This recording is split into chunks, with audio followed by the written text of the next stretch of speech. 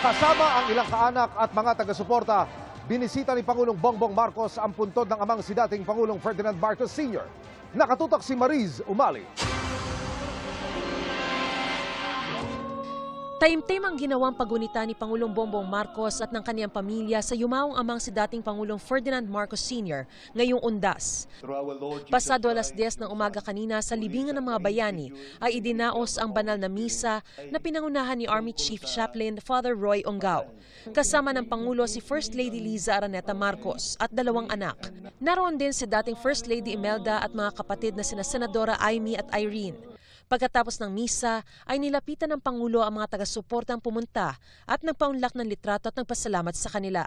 Sa isang pahayag, ipinarating ni Pangulong Marcos ang kaniyang pakikiisa sa mga Katoliko at ang pagnanais niya maging makabuluhan ng pagunita ng Undas habang hinimok niya ang sambayan ng Pilipinong magbalik tanaw sa layunin ng bawat isa at ang patuloy na pangangailangan natin sa gabay ng Panginoon.